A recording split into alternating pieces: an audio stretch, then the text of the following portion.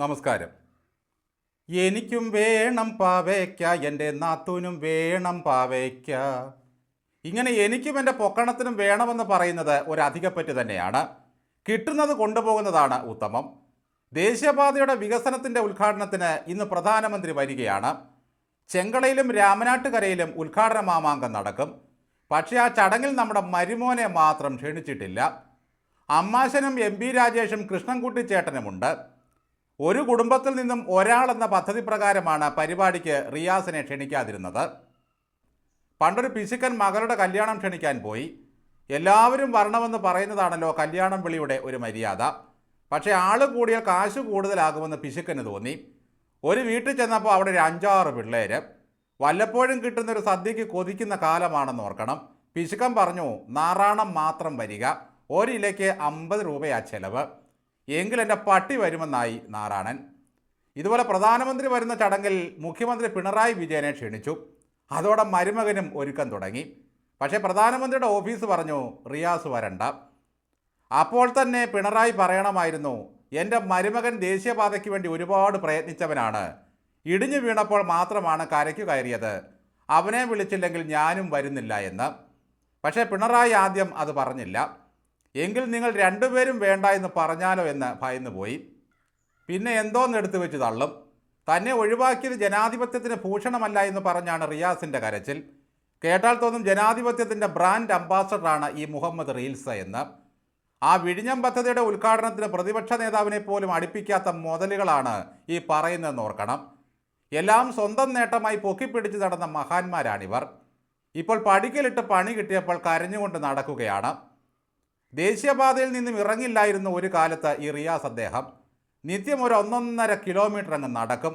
എന്നിട്ട് കമൻട്രി അങ്ങ് തുടങ്ങും.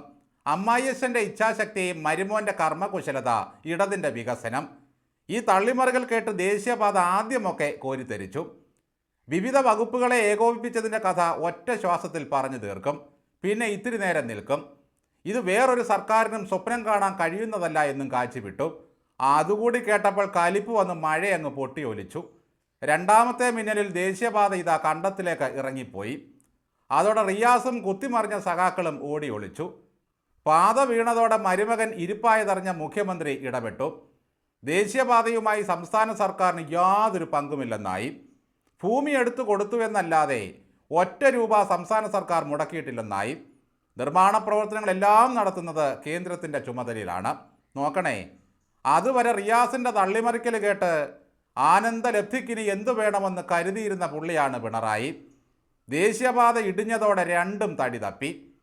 എവിടെയും കയറി അങ്ങ് അവകാശം സ്ഥാപിക്കും. തകർച്ചയാണെന്ന് കണ്ടുപോയാൽ മറ്റുള്ളവരുടെ തലയിൽ ചാരും. അമ്മായിയപ്പനൊപ്പം ഏത് ഫ്ലെക്സിലും കയറിയിരിക്കാൻ കൊതിയാണ് ഈ റിയാസിന്. എം.പി. രാജേഷിൻ്റെ വകുപ്പ് തലസ്ഥാനത്ത് റോഡ് നവീകരിച്ചപ്പോൾ അതിൽ കയറി ഇരിക്കാൻ ഒരു ശ്രമം തുടങ്ങി. രാജേഷ് അങ്ങ് വെട്ടി. UDF ഭരിക്കുമ്പോൾ ദേശീയപാതയ്ക്കെതിരെ സമരം നടത്തിയ പുള്ളികളാണ് ഇവരെന്ന് ഓർക്കണം. പശുവിനെ അഴിച്ചുവിട്ടാൽ തിരിച്ചു വരാൻ വൈകുമെന്നൊക്കെയാണെന്ന് കാരണം പറഞ്ഞത്. ഗഡ്കരി കാണുമ്പോൾ എല്ലാം തന്നെ പുകഴ്ത്തുമായിരുന്നു അത്രേ. ഈ മരുമോനില്ലായിരുന്നെങ്കിൽ കേരളം എങ്ങനെ വികസിക്കുമെന്ന് പറഞ്ഞായിരുന്നു ആ പുകഴ്ത്തലെല്ലാം. ആ ഗഡ്കരിയെയും ഇങ്ങോട്ട് പ്രധാനമന്ത്രി കൊണ്ടുവരുന്നില്ലെന്നാണ് അറിയുന്നത്. ദേശീയപാത അതോറിറ്റി ഇവിടെ നിന്നും ഓഫീസ് പൂട്ടി പോയതാണ് ഞാനാ തിരിച്ചു കൊണ്ടുവന്നത് എന്നാണ് റിയാസ് പറയുന്നത്. കിഴക്ക് സൂര്യോദയം മുതൽ അറബിക്കടലിൻ്റെ തിരയടി വരെ ജാക്കറ്റ് പരസ്യം നൽകി സ്വന്തമാക്കിയ സംസ്ഥാന സർക്കാരാണിത്. കേരളത്തിൽ 10,000 കോടി മുടക്കി ദേശീയപാതയുണ്ടാക്കിയതിൻ്റെ ക്രെഡിറ്റെങ്കിലും മോദി സാർ എടുക്കട്ടെ. അതിൽ പിണറായി ഉള്ളപ്പോൾ മരുമകൻ്റെ ആവശ്യമില്ല എന്ന് അവർക്ക് തോന്നിക്കാണും. ഇത് ഇരട്ടച്ചങ്കനും 56 ഇഞ്ചും തമ്മിലുള്ള ഒരു ഡീലാണ്. അതിൽ പീക്രികൾക്ക് സ്ഥാനമില്ല.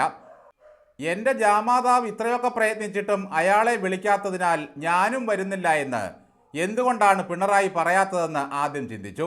ഒടുവിൽ അങ്ങനെ തന്നെ സംഭവിച്ചു. ഇന്ന് പ്രധാനമന്ത്രിയെ കാണുകയായിരുന്നെങ്കിൽ സാമ്രാജ്യത്വത്തിനെതിരെ വല്ലതും പറയാമായിരുന്നു. എന്താ ട്രംപിനെ ആട്ടാതിരുന്നത് എന്നൊക്കെ ചോദിക്കുകയും ചെയ്യാമായിരുന്നു. ഇപ്പോൾ വരുന്ന വാർത്ത പ്രകാരം മുഖ്യമന്ത്രി പിണറായി വിജയനും മന്ത്രിമാരും ഈ പരിപാടി ബഹിഷ്കരിക്കുകയാണത്രേ.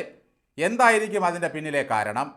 റിയാസ് ഭാര്യ വീണയോട് തന്നെ ഒഴിവാക്കിയതിൻ്റെ പരാതി പറഞ്ഞു കാണും.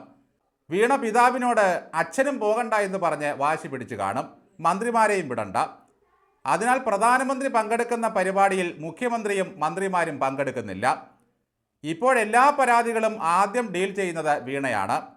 ഞങ്ങളുടെ പുന്നാര മരുമകനെ വിളിക്കാത്ത ഒരു പരിപാടിയിലും മുഖ്യമന്ത്രിയുമില്ല, മന്ത്രിമാരുമില്ല. ഭരണത്തിൽ അടിമുടി രാഷ്ട്രീയം കലർത്തുന്നവരാണ് ഇടതു സർക്കാർ എല്ലാ കാലത്തും. ജനങ്ങളുടെ ഫോൺ നമ്പർ വരെ ചോർത്തിയാണ് തെരഞ്ഞെടുപ്പ് പ്രചാരണം. പ്രിയപ്പെട്ട വല്യേട്ടൻ പിണറായി പിണങ്ങിയതറിഞ്ഞ നരേന്ദ്രമോദി വരാതിരിക്കുമോ എന്നാണ് ഇപ്പോൾ BJPയുടെ പേടി. വിഴിഞ്ഞത്ത് ഉദ്ഘാടനത്തിന് നേരത്തെ വന്ന് കസേരയിട്ട് വേദിയിലിരുന്ന രാജീവ് ചന്ദ്രശേഖരനെ ചില്ലറയല്ല റിയാസ് എന്ന് പരിഹസിച്ചത്. ക്യാമറ അങ്ങോട്ട് സൂം ചെയ്യൂ, കണ്ടോ ഇരിക്കുന്ന ഇരിപ്പ് കണ്ടോ എന്നാണ് ചോദിച്ചത്. ദേശീയപാതയുടെ ഉദ്ഘാടനത്തിനും രാജീവ് നേരത്തെ കയറിയിരിക്കും. ക്യാമറ അങ്ങോട്ട് സൂം ചെയ്യൂ എന്ന് പറയാൻ ഇവിടെ റിയാസ് ഇല്ല. ഇനി റിയാസ് ദേശീയപാതയിലൂടെ യാത്ര പോവുകയോ തിരിഞ്ഞു നോക്കുകയോ ചെയ്യരുത്. ഇടിഞ്ഞു വീഴണേ എന്ന് പ്രാർത്ഥിക്കണം.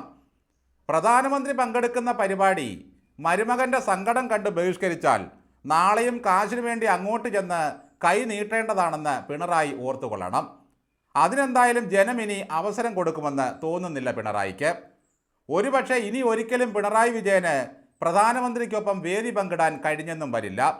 ആ കൈകളിൽ പിടിച്ച് എന്തെങ്കിലുമൊക്കെ അപേക്ഷിക്കാനുള്ള സുവർണാവസരമാണ് കളഞ്ഞു കുളിക്കുന്നത്.